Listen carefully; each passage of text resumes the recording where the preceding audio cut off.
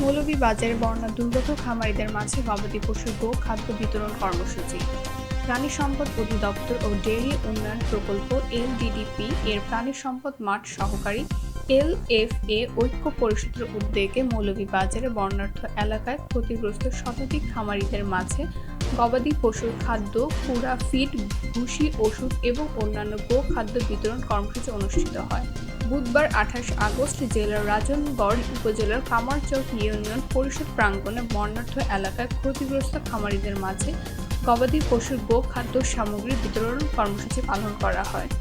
উক্ত অনুষ্ঠানের প্রধান অতিথি হিসেবে উপস্থিত ছিলেন ডাক্তার মোহাম্মদ মারুফ হাসান, পরিচালক, বিভাগীয় প্রাণী সম্পদ দপ্তর, সিলেট বিভাগ, সিলেট।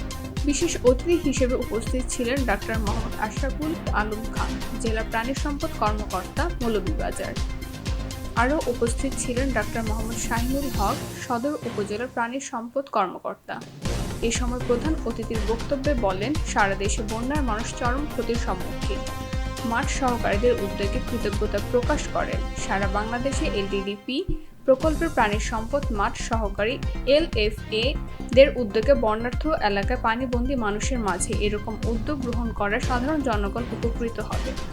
জেলা প্রাণী সম্পদ কর্মকর্তা জানান, মৌলভীবাজারের বন্যা প্রাণী সম্পদের 1,25,00,000 টাকার ক্ষতি সাধিত হয়েছে।